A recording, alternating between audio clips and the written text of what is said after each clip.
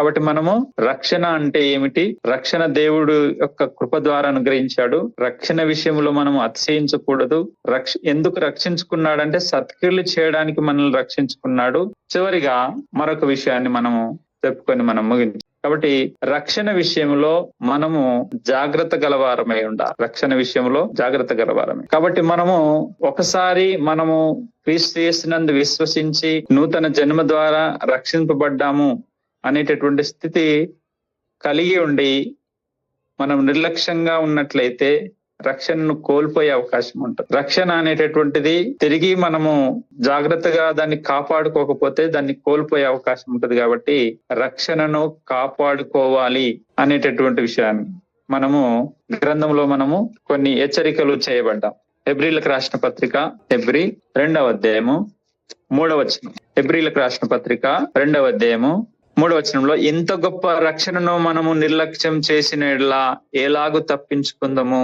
కాబట్టి రక్షణను నిర్లక్ష్యం చేస్తే తప్పించుకోము అనేటటువంటి విషయాన్ని ఈ యొక్క గ్రంథకర్త హెబ్రీ నేపథ్యంలో నుంచి వారు నిర్లక్ష్యమైనటువంటి స్థితిలో ఉన్నారు. వారికి కలిగినటువంటి ఆ హెబ్రీలకు రాసినటువంటి ఈ పత్రిక రాసే సమయానికి అక్కడ ఉన్నటువంటి క్రైస్తవులు వారు నిస్సాయమైనటువంటి స్థితిలోకి, అనుమానాస్పదమైనటువంటి స్థితిలోకి వెళ్ళారు.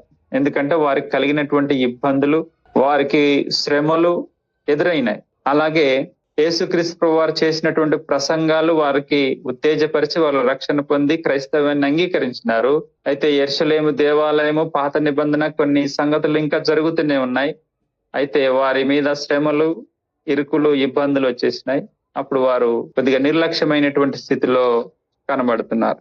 5వ అధ్యాయం 11వ వచనంలో వారు ఏ విధంగా నిర్లక్ష్యమైనటువంటి స్థితిలో ఉన్నారంటే, ఇందుని గురించి మేము చెప్పవలసిన అనేక సంగతులు ఉన్నవి కానీ మీరు వినుటకు మందులైనందున.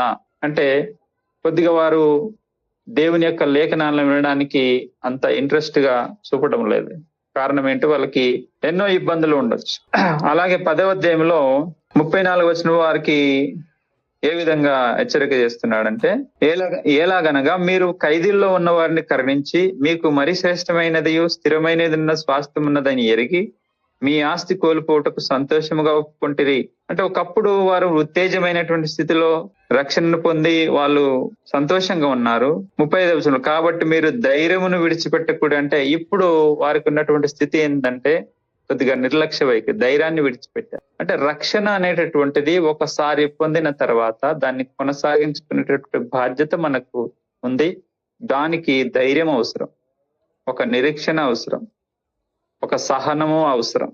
కాబట్టి దీనికి ముందు వారు ఏం చేశారంటే 33వ వచనంలో 10వ అధ్యాయం 33వ వచనం హెబ్రీలకు రాసిన ఎలాగనగా మీరు ఖైదీల్లో ఉన్న వారిని కరుణించి మీకు మరి శ్రేష్టమైనది స్థిరమైనది స్వాస్థ్యం ఉన్నదానికి మీ ఆస్తి కోల్పోవటకు కూడా సంతోషముగా ఒప్పుకుంటుంది.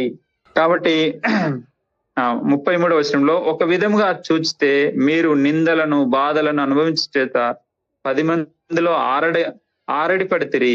మరి ఒక విధంగా చూస్తే వాటిని అనుభవించే వారితో పాలువారైతిరి.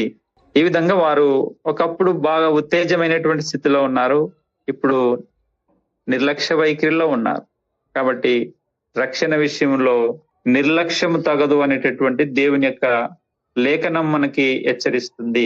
కాబట్టి రక్షణను ఎప్పుడు కూడా నిర్లక్ష్యము చేయకూడదు అనేటటువంటి హెచ్చరిక మనకి ఎప్పుడు కూడా దేవుని యొక్క లేఖనాలు మనకు తెలియజేస్తున్నాయి. కాబట్టి రక్షణను మనము ఎల్లప్పుడూ కాపాడుకుంటూ ఉండాలి. మరొక విషయాన్ని ఫిలిప్పీలకు రాసిన పత్రిక 2వ అధ్యాయంలో మరొక మాట చదువుకుందాం. ఫిలిప్పీలకు రాసిన పత్రిక 2వ అధ్యాయము 12వ వచనం.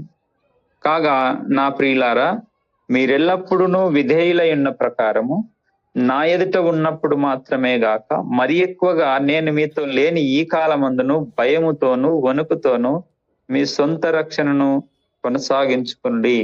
కాబట్టి రక్షణను మనము భయముతో వణుకుతో, కాబట్టి మనకి మన దేశ సరిహద్దుల్లో శత్రువులు రాకుండా అనుక్షణము మనం రక్షించడానికి సైనిక బలగాలు ఎల్లవేళ్ళ వాళ్ళు కృషి చేస్తూ ఉంటారు.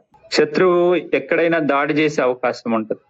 కాబట్టి రక్షణ విషయంలో కూడా భయముతో వణుకుతో అన్నాడు. సాధారణంగా కాదు, భయముతో వణుకు. ఒక వ్యక్తికి సాధారణంగా భయం కలగదు, అదొక ప్రమాదమైనటువంటి స్థితి ఉంటేనే భయం కలుగుతుంది. ఒక వ్యక్తి సాధారణంగా వణకడు, తను భయానకమైనటువంటి స్థితిలోకి వెళ్ళినప్పుడు మాత్రమే వణుకుతాడు. కాబట్టి అలాంటి విధానంలో రక్షణను కాపాడుకోవాలంటే అది ఎంత ముఖ్యమైనది అనేది దేవుడు తన యొక్క గ్రంథం ద్వారా మనకు తెలియజేస్తున్నారు. రక్షణ చాలా ప్రాముఖ్యమైనటువంటిది. దాన్ని భయముతో వణుకుతో కాపాడుకోవాలి. నిర్లక్ష్యం చేయడానికి ఏమాత్రము ఆస్కారం లేదు. కాబట్టి ఎప్పుడు దాన్ని మనము జాగ్రత్తగా కాపాడుకోవాలని దేవుడు తన యొక్క గ్రంథంలో తెలియజేస్తున్నాడు. కొలస్సీలకు రాసిన పత్రిక 2వ అధ్యాయం 18వ వచనంలో, అతి వినయాసక్తుడై దేవదూతారాధనయందు ఇచ్చ కలిగి తాను చూచిన వాటిని గురించి గొప్పగా చెప్పుకొనుచు తన శరీర సంబంధమైన మనసు వల్ల ఊరకే ఉప్పొంగుచు శిరస్సును అత్తుకొని వాడెవడును మీ బహుమానమును అపహరింపనీయకుడి. ఇక్కడ శిరస్సును అత్తుకొని వాడెవడును మీ బహుమానమును అపహరింపనీయకుడి అంటే మన బహుమానము అనేటటువంటి అపహరింపబడేటటువంటి అవకాశం ఉంది. కాబట్టి అపహరింపనీయకుడి, మీ బహుమానాన్ని అపహరింపనీయకుడి అని అంటే అవకాశం ఉంది, పోయే అవకాశం ఉంది అనేది ఇక్కడ మనకు జాగ్రత్తగా దేవుడు తన యొక్క లేఖనాల్లో తెలియజేస్తాడు. కాబట్టి శిరస్సును అత్తుకొని వాడు ఎవడైనా సరే, కాబట్టి అపవాది ఎప్పుడు కూడా ఎవరిని మృంగుదన అనేటటువంటిది మనం పేతురు పత్రికలో తరచుగా చదువుతాం. 5వ అధ్యాయంలో చదువుతాం. ఎవరిని మృంగుదన అనేటటువంటి ఈ ప్రపంచంలో సమయాన్ని ఎవరు బాగా ఉపయోగించుకుంటారంటే ఒక అపవాది మాత్రం. కాబట్టి అతను ఎవరిని ఎక్కడ, అలాగే అతనికి ఎక్స్పీరియన్స్ కూడా ఎక్కువనే. అది ఆదాము గారి నుంచి ఆదాము గారి నుంచి గొప్ప గొప్ప అనుభవజ్ఞులను ఆయన చూసుకుంటూ వచ్చారు. కాబట్టి ఈ కాలంలో ఆయనకేం కొత్తగా. కాబట్టి ఆయనను సరే మనము తప్పించబడాలంటే దేవుని యొక్క వాక్యం మనకుంది. కాబట్టి దేవుని యొక్క లేఖనాలను మనం తరచుగా దేవుని యొక్క లేఖనాల వెంబడి మనం ఉన్నట్లయితే, లేఖనాలను మనం ముందు పెట్టుకొని లేఖనాల వెనకాల మనం ఉన్నట్లయితే ఖచ్చితంగా మనము అపవాది నుంచి తప్పించబడేటటువంటి అవకాశం, మన బహుమానాన్ని మనం కాపాడుకునే అవకాశం ఉంటుంది, రక్షణను మనం కాపాడుకునే అవకాశం. కాబట్టి అపవాది బలవంతుడైనప్పటికీ లేఖనాల కంటే బలవంతుడు కాదు, దేవుని కంటే శక్తిమంతుడు కాదు. కాబట్టి మనము లేఖనాల వైపు ఉన్నట్టు.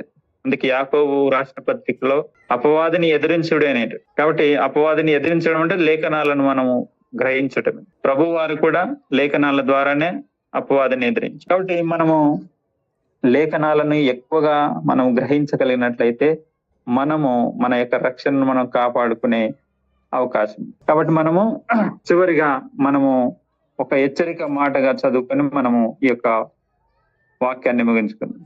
కాబట్టి మనము రక్షణ అంటే ఏమిటి అంటే కొన్ని విషయాలు మనం ఆలోచించున్నాం.